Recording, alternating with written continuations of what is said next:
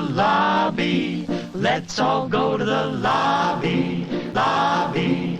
Let's all go to the lobby to get ourselves a treat. Hello, horror hounds, and welcome to Now Slaying, an It Slays podcast production where we break down the latest and greatest in the world of horror. I'm your not-so-humble host, Colton. I'm Rowan. And today on the show, we're going to be reviewing The Pope's Exorcist, which was released April 14th, 2023, exclusively in theaters. But before we get into the review discussion, Rowan, I want to know, would you consider yourself a big fan of Russell Crowe? And if so... based off of that, were you looking forward to The Pope's Exorcist? I mean, I'd say I'm a fairly mediocre fan of Russell Crowe. Okay. I mean, All right. two of some of my favorite movies of all time have Russell Crowe in it. So, I mean, All right. Russell Crowe in Virtuosity, his masterpiece. I'm a huge fan of that movie. I've talked about that tons of times. And also, I'm a huge fan of American Gangster. And oddly, both movies with Denzel Washington and Russell Crowe. But other than that, I mean, I've seen Gladiator. I've seen a lot of Russell Crowe movies, but I'm never really into it. I went through a period in time when I was like younger, when A Beautiful Mind came out. I used to watch it like once every 2 weeks because I really liked that movie at the time when it came out. I feel like it's a little problematic now that we know it was just entirely made up. And I think maybe you might have a beautiful mind if that's how much you watched it. I used to love that movie. I used to rent it all the time. Oh man. So I don't know. Maybe I'm an undercover Russell Crowe fan, and I just don't know it. What about yourself? I mean, I've seen some movies that I've enjoyed with him in it. I once again, I wouldn't call myself a fan, but he's pretty great in The Nice Guys. You know, once again, obviously Gladiator is a classic. He can't sing at all in the Les Mis movie. I like LA Confidential. So I don't know. There's a handful of things that I've seen with him in it that I definitely enjoy. Also, like Cinderella Man has like a soft spot for me. I watched that boxing movie when I was really young. And I remember like thinking it was excellent at the time. So yeah, I would say like, you know, I think the guy's got some good, you know, work here. But I would say in more recent years, he's kind of fallen off in like a big way. Not just like physically, but you know, I feel like he's kind of leaned in a little bit to like almost like the drunkard, angry, you know, man role, you know, picking fights with people. And you know, there's even a couple of movies such as, what is it, like Unhinged or whatnot about the road rage that he's in that makes me less interested in a lot of his projects. So is he just playing Mel Gibson in real life? I haven't seen Unhinged, but I mean, I wouldn't be surprised. I haven't seen that either. Literally... I was just thinking about an angry old drunkard. I was like, I guess he's just basing his acting off Mel Gibson. Yeah, we'll have to watch that and see how anti-Semitic Russell Crowe's in it to see if he's like Mel Gibson himself. But yeah, based off that, I don't know if I was really looking forward to this or not. I saw the trailer once, and I remember at the time I was like, I cannot wait to review this on Now Slaying, because it was just like, it looked so serious, but Russell Crowe's doing like a horrific accent, or at least it seemed that way in the trailer, that I was like, this looks so goofy, so hokey, looked so cheesy, that I was like, I can't wait to watch this. It's going to be fun to discuss on the show. And yeah, I guess we'll have to kick it on over to the trailer before we tell you how fun it was to sit through. Bring me the priest. My Pope, there's a case that needs your attention. The church has fought this demon before. The Vatican covered it up. Why? You've been playing and you talk to faith. You're digging too deep. Who will defend you? My faith does not require defense. The Pope's Exorcist, rated R, in theaters April 14th. What you just heard is from The Pope's Exorcist, directed by Julius Avery and written by Michael Petroni and Evan Spiliotopoulos. Anyways, that's a hard one to say. And the story is as follows. Under the Pope's direction, Father Gabriele Amorth, chief exorcist of the Vatican, investigates a young boy's demonic possession, and with it winds up uncovering a centuries-old conspiracy the Vatican has desperately tried to keep hidden. Now, here on Now Slaying, we like to keep things relatively spoiler-free up front before getting into the more in-depth spoiler-filled discussion. So, Rowan, what are your spoiler-free thoughts on The Pope's Exorcist? I mean, we kind of announced it when we were reviewing Renfield, but, you know, how the sausages are made. We're recording this right after Renfield. Mm-hmm. And it's going to be interesting if you listen to both of these, because kind of I feel like a lot of my complaints are almost exactly the same as Renfield. Oh, okay. So All right. I think, just keep that in mind when you're listening to this. But so I went into this, unlike Colton, didn't watch a trailer for this. To be clear, I told you not to watch the trailer because you usually do, and I was like, don't watch the trailer. This looks goofy and stupid, and Russell Crowe is doing like the worst accent I've ever heard for a trailer. And I was like, you got to just go into this. You just got to trust. For the first movie of all time that I don't watch a trailer to, it has to be The Pope's Exorcist, or as my notes like to call it, The Exorcist Pope, which is written many, many times in my notes. Why am I not surprised? Yeah, dyslexia or something. I'm not sure. But yeah, so I went into this, not many people, more people than I thought. When I bought my ticket for this, I was the only ticket sold to it. But there did happen to be a couple teenagers that came in.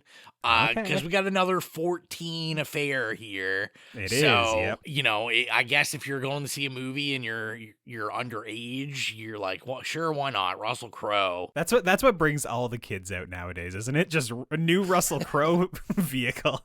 Everyone rushes to theaters. I'm trying to think. Going to see this, let's talk about what I think similar to when I talked about Renfield, which is tone. I don't understand. I guess, did these guys get together, Renfield and the Pope's Exorcist?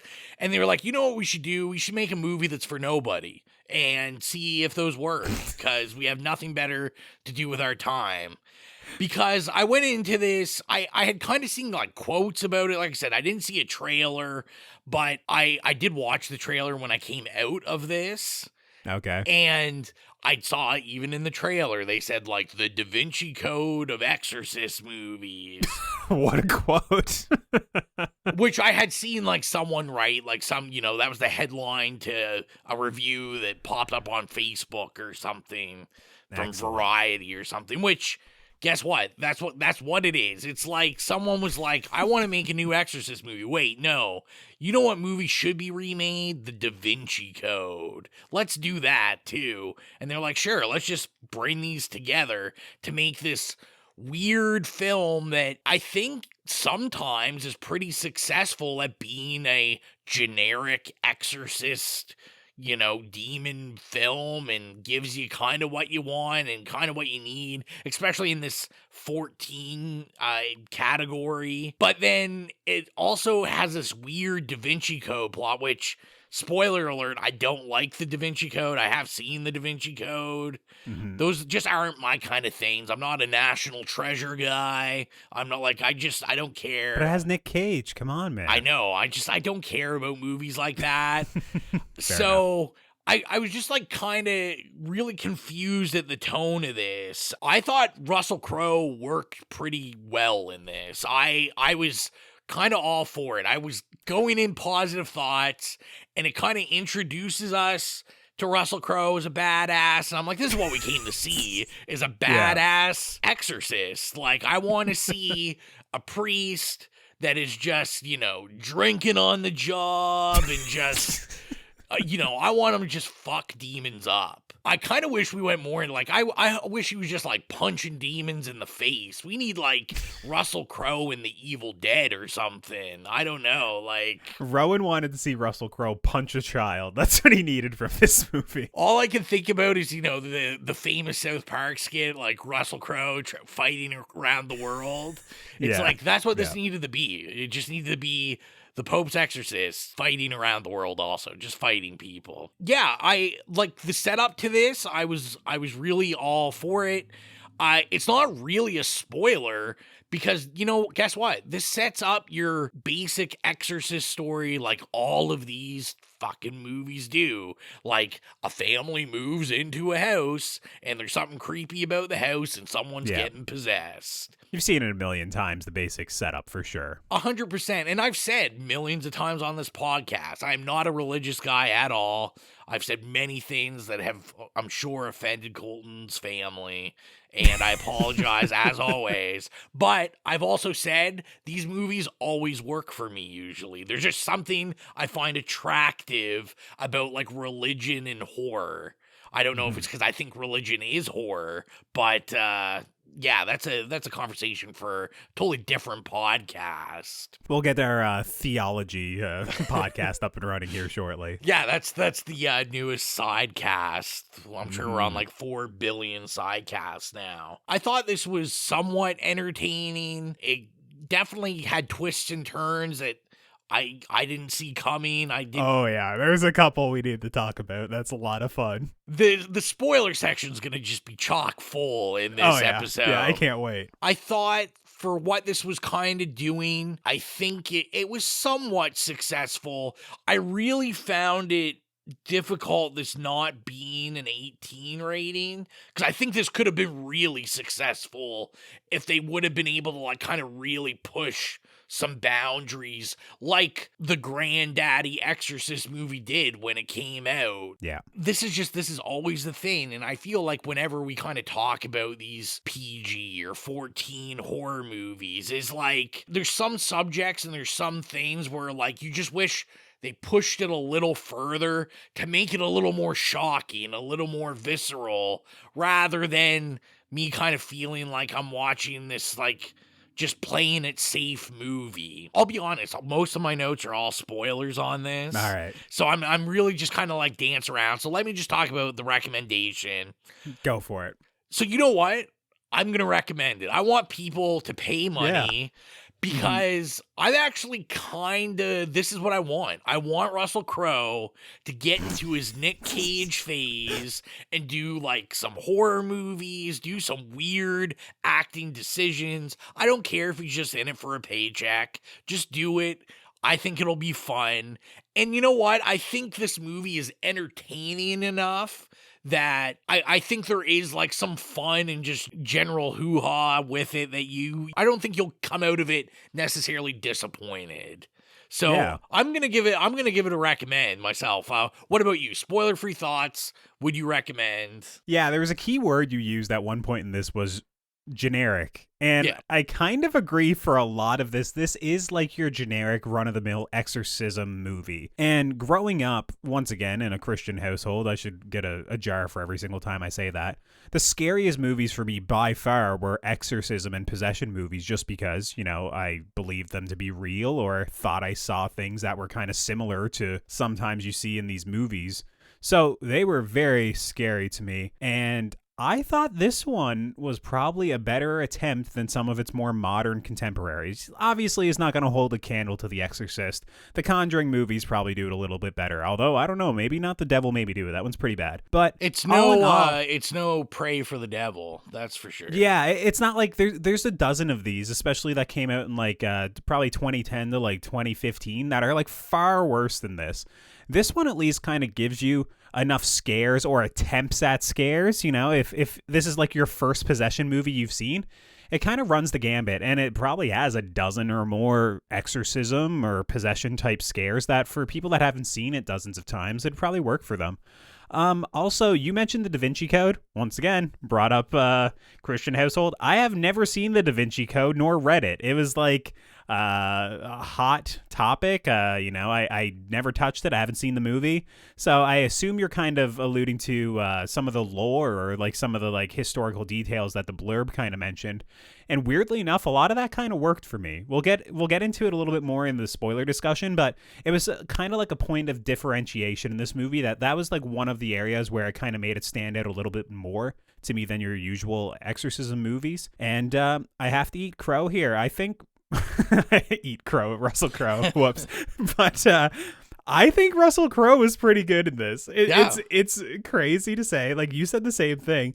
I didn't even think his accent work was that bad. It is crazy that how contextually the world, like the movie that it brings you in, that he's speaking like Latin, he's speaking Italian, he's, working with what he's got, he's speaking English, obviously, and there's all these, different changing accents and stuff, and he does a good job. I was shocked, and I really believed his character. Like you said, it's like an alcoholic priest type of character that's kind of problematic and, kind of pudgy and whatnot, but it's Russell Crowe as like the Pope's exorcist. I bought it. I thought he was pretty good, which is shocking. So yeah, all in all, I went into this with like the lowest expectations possible, and I just thought like, dude, this was kind of entertaining. I enjoyed it. It did not feel to me like an hour and 40 minutes. Granted, I misread the runtime and I thought it was 2 hours and 14 minutes going in. So I was like, bro, this movie's over already. This is like the best paced movie of all time. So yeah, I don't know. I enjoyed it. I would give it a recommendation as well. It might not be like a full-chested, full-throated recommendation, say like this movie's great or anything, but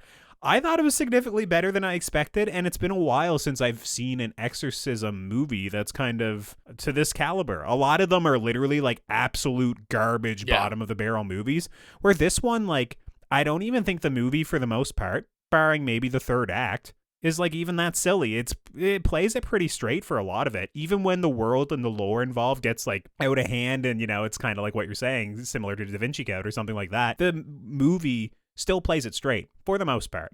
We'll discuss the third act in a couple of minutes, but yeah, by and large, I think this movie was actually all right. I'd recommend seeing it as well.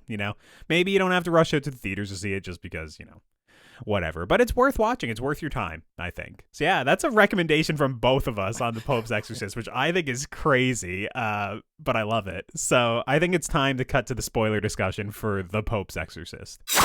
We are now in our spoiler discussion for The Pope's Exorcist, so if you've not seen The Pope's Exorcist, it's time to tune out and come back once you've seen the movie. Or keep listening if you simply don't care. Rowan, similar to myself, we got a bunch of like goofy shit we need to talk about for the spoiler discussion, but how about you kick it off? Obviously, I was kind of interested because I'm going to go on a little tangent here. So I was watching I was watching this video. I was watching a John Oliver segment on Law and Order, the TV show.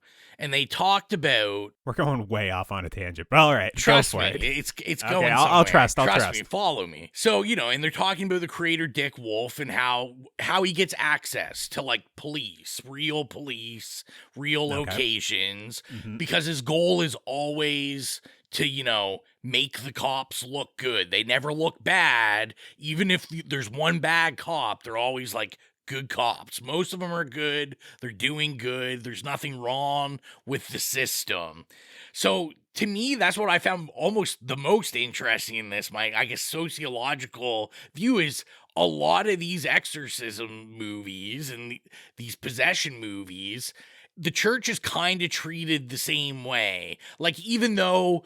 the priests always have to have some sort of flaw because, demons have to be able to get in and all that kind of stuff. Like, overall, like, the church is, like, a pretty good thing. And there's never, like, any real big issues, where I thought it was a really interesting take with this, where, like, the church is probably more problematic than the fucking demons in this. Like, the church has brought on everything happening is the church's fault. We deal with like cover-ups and like the Spanish Inquisition, which nobody expects the Spanish Inquisition, especially not in this movie. I was like, oh my god, this is meme status. I can't believe it's happening. Well, I mean, I'm hoping anyone that ever talks about this movie on Twitter is just only following it up with Monty Python memes about the Spanish Inquisition.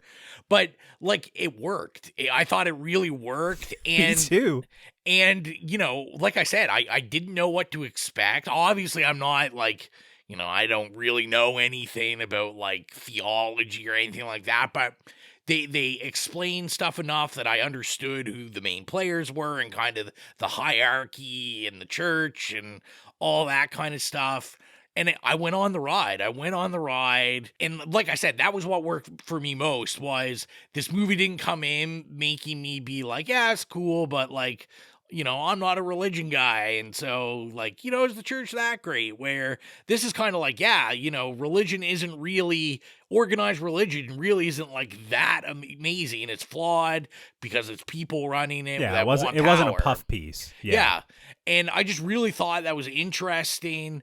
I got a little, I thought we were going to dig a little deeper because, of course, when we have the demon kind of accuse Russell Crowe's little sidekick, calling him like the panty sniffer, and Yeah, I thought we were going somewhere with that too. so I thought we were different. going somewhere, and I was kind of like, okay, like we're going for it now. That would have been so complicated. You imagine if he was actually like a pedophile, but he was the fucking sidekick in this movie, and we had to sympathize with him to some degree. That would have been quite a screenwriting challenge. I don't know. I'm glad they didn't go that direction, just because it would have been like so bad vibes. Yeah, I don't know how thought they they would have were got out of it. But Yeah, no, so that would have been a black hole. Yeah. I was interested. I mean, obviously, we should shout out Daniel Zavato, who, It Follows fame. So I always have to give a shout out. I never even recognized him from It Follows. The haircut, man, his hairstyle in this just totally disguised him. Wow. That's crazy. That's awesome. Like I said, that really worked for me. I really liked the teenage daughter, Laurel. Yeah, I thought she Marsden. was great in it too. I was surprised. Yeah. And it was kind of sad we didn't get more of her. Like I thought maybe this was gonna center more around her. They kind of keep tricking you because you're like, who's gonna get possessed? What's going on? There's a point in this movie where they talk about multi-possession, and it just depends on how much they're gonna ratchet up kind of like the power levels. I thought this movie was going to wind up being the whole family winds up getting possessed by the end of it, because it seemed like they were flirting with that. But yeah, she's only probably possessed for like 3 to 4 minutes of the movie, really. I will say my audience, a couple of people burst out laughing when she did like, what is it called? Like the spider crawl or whatever it is, where like she contorts backwards and scrambles up the wall. I mean, we've just seen that once again. It's an image that we can all picture in our minds. We've seen it dozens of times in these movies. So it's just so old hat, but it was just funny, like seeing it again. Like my audience was like, oh my God, this again, Well, see, I thought all that stuff kind of like, I thought it worked. I thought it worked in most of this. I think it works because it's like a greatest hits of all these things we've seen before. I laughed at it a little bit as well, but it was just it was like, oh my God, we're going here even? Oh my God, but I didn't hate it. Like I said, I was like, oh, okay, here we go, Well, like, and even when we get the daughter and, the demon's got like the mother up against the wall, and then he's like, oh, look, and he starts turning her head. The head around, like, yeah. And like, even then, like, I thought it was pretty good tension, because I was like, oh shit, are they just going to kill the daughter Snap now? her head. And raise the stakes. Now, this is where I guess I'm going to kind of then veer into the negative is I don't know how much of a stake there is in this, because no one actually really dies. I mean, no, but I think they leave you believing at a couple of points that it's possible. It's possible. In the moment, you do get wrapped up in it a little bit to believe it. But yeah, by the end, everything's fine. I think I would have liked something. Like, I need some sort of death that isn't skeletons from the Spanish Inquisition.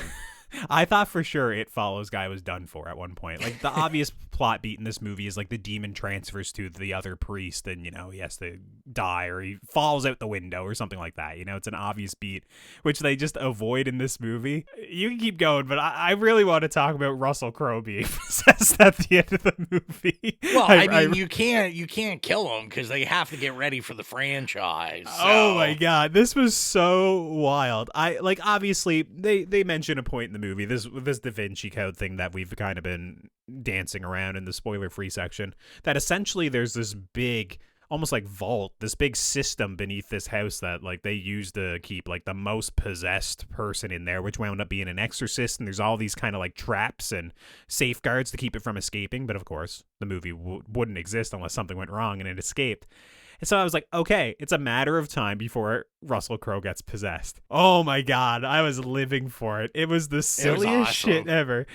When he gets possessed and it shows like a couple of reaction shots, like the kids who are possessed coming back, their youthfulness coming back to them. They look like themselves, the other priest kind of being shocked, or the mother. And then you get a cut to the Pope waking up like from out of a coma, like with his like eyes flushed with terror, and he's almost like screaming as if he could like sense that something went wrong. Oh my God, dude, I lost it. I was like, this is the best movie ever. I like cracked up laughing with it. Was like this ramp zoom on the Pope like launching up from his bed. That was like so goofy. That once again, the movie was playing it straight, but I like burst out laughing. It was so good.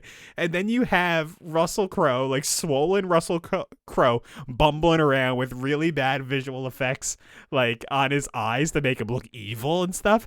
Oh my God. I was dying laughing. There's a scene where he like sinks to his knees and like screams. Holy shit. It was so good. But it was like treading the line of like, this is so goofy that I'm like actually enjoying it again now. Like it's completely atonal from the rest of the movie because it winds up going so off the rails, especially within the last 10 minutes. It's wild the shit that happens here. It's almost like The Nun, the ending to that movie with all this weird religious shit that happens. It's just so out there that I was like, this jumped the shark so quickly that I'm enjoying it again. Like it didn't like tread at all and like, oh, this is kind of awkward. It was like, this is a serious possession movie, and then it's Russell Crowe unhinged, possessed, screaming and flying and shit that I was living for it. Listen, every decision made about Russell Crowe's character was so good. The fact that he just drives a Vespa everywhere. Oh my God, it has a Ferrari logo on it. Did you see that? It's I was just so like, there's badass. no way that's a Ferrari Vespa. That makes no sense. And see, this was kind of my hope. My hope is, and I know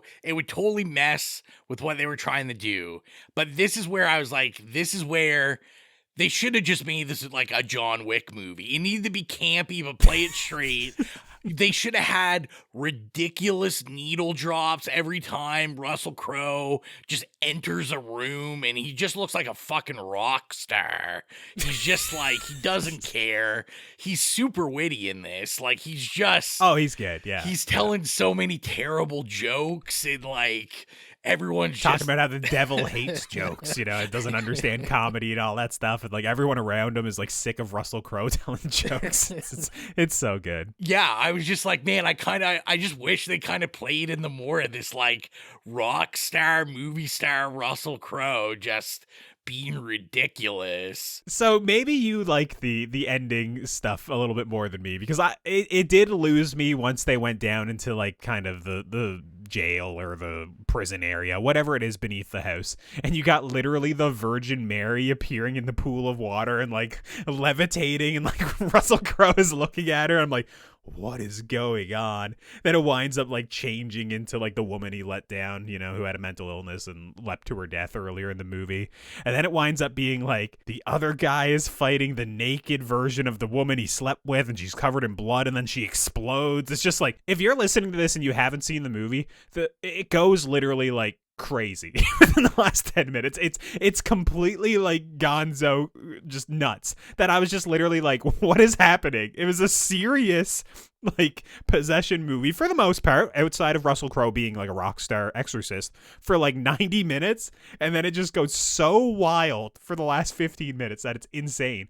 It's like, have you seen The Nun? I've seen like 10 minutes of it. Okay, so I'm going to spoil the ending of That's The Nun. okay. If you don't want to hear that, you know, tune out. At the end of The Nun, they get literally a drop of blood from Jesus Christ himself and drop it into a pool of water, very similar to this, and it like explodes the nun demon in like this crazy like display of just like bloody mist. But it's like, it's so silly that like someone has a drop of Jesus Christ's like actual blood.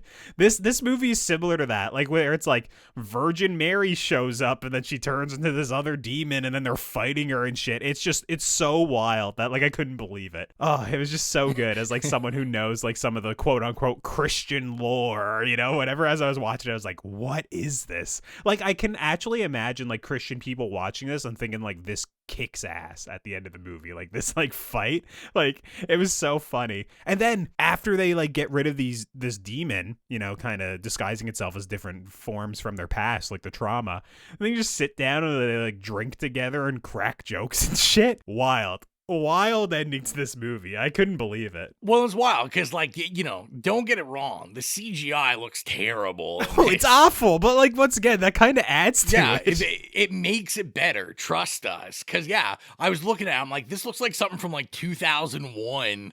Oh, like, yeah. But I was like, it just adds to what I hope becomes the lore of this movie. Is just like, it's just wild. And then the real ending where we get like this fucking Men in Black headquarters reveal. It was just like the Men in Black. It's crazy. Where, yeah, it's just like, oh, yeah, you know, we have all of these exorcists apparently in like this headquarter, and they have like every artifact known to man in it. Like, all these like weird Christian artifacts that I was just like, these are like really like heavy. Like they look weird. Like they look like horror artifacts. I'm like, I'd be surprised the Vatican had something like this. And then they're like, there's 199 other places on Earth where, you know, the God cannot go to, but maybe you can, type of thing. You know, these super evil areas. And it's literally like a buddy cop team up at the end of it where they're like, I'll take some of the exorcisms and you take the other ones. Like, I just couldn't believe it. And once again, since I thought there was another 40 minutes to this movie, I thought we were going to get to see them go on like another adventure in this movie. And I was like, okay, that would have been too much. I would be bored by that point. But I literally thought like we were gearing up for another movie essentially when I was watching it. And I mean, the most important thing is that the movie ends with Russell Crowe just like, what does he say? He just is like, let's go to hell. Let's go to hell. Yeah. Right in front of like the Pope, you know, the Pope who probably wouldn't sign off on that, you know, verbiage, but you know, whatever. Well, and that's why, I mean, that's what makes this guy rockstar. He drinks, he curses all the time. Like, yeah. He's just cursing at everyone. He doesn't care about the church whatsoever or anything that has to do with customs. He's just like, fuck all y'all. And I was just like, this was amazing. I did want to also say, I thought, you know, because at first I was like, oh man, because they start to do like his backstory and him being in the war and all that, and I was like, oh no, here we go. Like, yeah. But I also thought that kind of worked. I thought that was like kind of endearing. I was like, you know, as little a time they spend on it, I was just like, I actually really did like that part. I was like, oh, like, yeah, he was like a young kid and he basically just like fake dying. And it did make me like appreciate him more. And I was like, I'm glad he grew in to be this fucking the Kid Rock a priest. So I don't know. It worked for me as well. It very much feels like from the era of movie that you're talking about. If this movie came out in 2004 or 5, like shortly after Gladiator, and obviously he gained a bunch of weight or something to fit into this role or whatever, it fits in that time period like perfectly. Like it just very much feels like a mid-2000s movie. And even like those flashback scenes and whatnot, like that's what it felt like to me, that it was just straight out of those. And yeah, it occupies like what, 1 minute of screen time. Like what it does, it's good enough, you know, like it doesn't look cheap. It does look like a little war-torn area that they're in. And yeah, like you said, it adds a little bit of depth to his character. I also like the flashbacks with the woman who leapt to her death and basically talking about how he kind of ignored her because she was accusing like the church of molesting her essentially, you know, and he ignored those pleas because he didn't believe that the church could do such a thing at the time. But realistically, like he had a lot of regret for not listening to her and just believing, you know, she's faking being possessed by a demon. She's accusing the church. She wants attention. Screw it. So I like that beat for the character as well. Like it explained itself well throughout the movie. It left enough kind of mystery that I didn't have it completely figured out right at the beginning. Like I said, a lot of this is weirdly competent. Like it's weirdly like pretty good. Like I was just surprised. Yeah, I could have used like a couple more minutes. I felt I kind of would have liked to explore the kid's like dead father some more. They like really kind of brushed by that. Yeah, that was brush pass for sure. Where I just felt if we had like known a little more or seen a little more, like there would have been more of a connection there to make kind of, you know, the demon's taunts like a little more powerful in this for the audience, where, you know, like we just see like a quick flash of the father dead in the car and that's it. Like we don't really know, you know, much of anything that's going on with it. Yeah, another slight negative as well. I will say the demon's voice in this didn't really work for me. He kind of sounded like, this is a nerdy reference, but he sounded like the junk trader in Star Wars The Force Awakens on like the planet Jakku, where he's like, come and get it, you filthy slags, you know, type of thing. Like it's just like, it wasn't really a scary voice. It was kind of just like goofy in a way. And also it coming out of like the kid, the son in this, I won't say like he was that great. I think the mother was probably the weakest out of like the core characters, but it was more so just the voice coming out of it was like, I don't know. It seemed like a weird impression at times. It wasn't really that scary to me. Maybe for someone who hasn't seen other possession movies, but he just reminded me of, I think it's Simon Pegg. that plays that character in the Star Wars movie, so it just sounded just like him to me. Yeah, well, and this is also why, like, I'm never huge on PG-14 because I just feel like, after we get the original, after I hear a little girl say, like, your mother sucks cocks in hell. Yeah, and I mean, there was a lot of this in the movie. There was one line, actually, that also got me where he was like, baby wants to be breastfed or something like that. Like, it was so cringy, but he was like, you never breastfed me as a boy.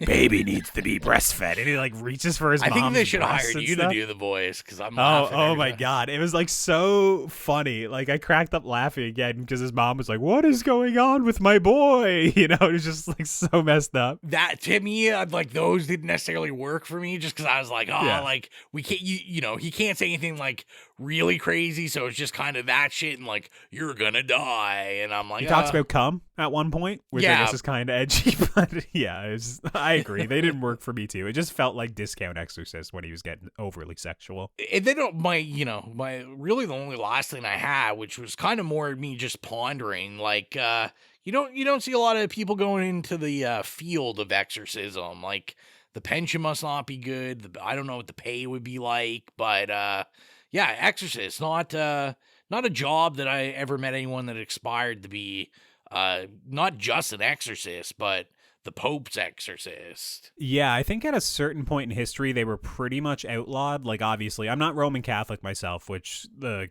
Catholic faith deals more with exorcisms. I don't even know if that really exists in my sect of Christianity, but I feel like now they have to be sanctioned by the Pope themselves, and there's like a big process before they ever like perform an exorcism, Like, I think there's a lot more to it. We're probably back in its heyday of like the 50s, 60s, 70s, where there was like this demonology craze, We got to think about the children. They're all getting possessed and turning evil and stuff, when The Omen was kind of really popping and The Exorcist was similarly huge. There was probably more exorcisms, but yeah, I remember I've Googled it within the last couple of years, and it's very much like on the down low now if they still do it. Well, I guess if I get bored or the podcast just doesn't work out, I'll pursue another career path. Yeah, see if you can get up to 100,000. Like, apparently this guy performed. I don't even know how that's possible. How can there be 100,000 possessed youngsters? Like, I don't know. You kind of got to admit at a certain point it must be a bit of a scam if you're doing 100,000 of them. It's not shaking hands here. I mean, that would kind of fit with Russell Crowe's character, I think. Just kind of scamming the numbers because really he's just drunk in a bar somewhere. Yeah, he did a couple hundred in his lifetime, and he's like, oh, I did 100,000. I wrote all these books, That was a cute beat, too, where it ends at the end, and it's like, hey, he did all these exorcisms. He was active until 2016 when he passed away. And also he wrote so many books, and they are good. It's just like literally shilling the guys like book sales at the end. I'm like, all right, fine, whatever. It's kind of like how The Conjuring, I think, like did a bunch of sales for the Warrens on like their demonology books and whatnot. Yeah, I'm kind of racking my brain. I don't know if there's really too much else to discuss here. I mean, we just kind of loved Russell Crowe in this by the end of it, and it goes off the rails in my opinion a little bit. But yeah, anything else that you want to talk about before we rate this? No, that was it. So if you're new to the podcast, our review rubric is nay, okay, yay, or slay. So Rowan, what would you give The Pope's Exorcist? Oh, I'm giving this a yay, baby. Man. I had such a good time at this. Like we said, like we saw Renfield, and then the same, like I went right one after another. So Yeah. like I was like, man, I hope this movie doesn't suck, because like I already want to get out of here. And Spoilers for the Renfield review. I had a time. Yeah. I thought this was awesome. Like you said, it was kind of like just this callback to movies of the past that are just so much fun. I love seeing Russell Crowe just kind of do this, and I'd love to see him do more of this. You know what? Give me the franchise. I'm on board. Let's do the John Wick. Let's make it more and more ridiculous as we go. I'm game for it. Yeah, I really like this. I think even the stuff that didn't worked because it was funny, or it just like added to the ridiculousness of it. So yeah, strong A for me. What would you give it, Colton? Yeah, I'm kind of shocked to say it as well, but as we discuss this, I've definitely come around on it more and more. So I think I'm going to give it a yay as well. Yes, it's not yes. a strong yay for me, but it's a slight yay. Like I said, I thoroughly enjoyed myself watching the movie. I thought it was very well paced. I thought it was well done for, one of these exorcism movies. I haven't seen a decent one even in probably close to a decade. Yeah. So this was very good to me when I was, overall. I think Russell Crowe fits the role. Shockingly, he's actually good in it. I couldn't believe it. And yeah, overall, I was just surprised, very different tonally from Renfield for the most part.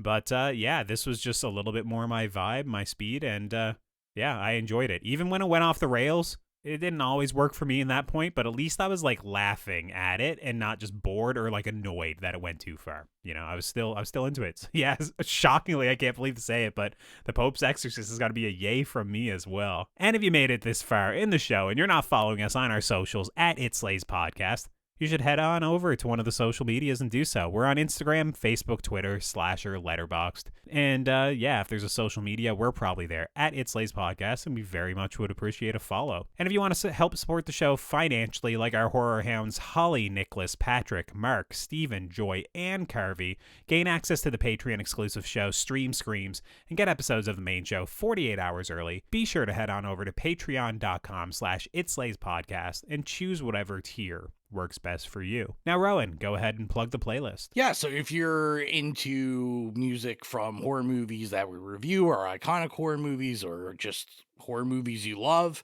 go to the It Slays Podcast Horrific playlist on Spotify. If you have any problems finding it, you can go to any of the social media we mentioned, and there's a Linktree link. Just click on there, click the link to the playlist, take you right there.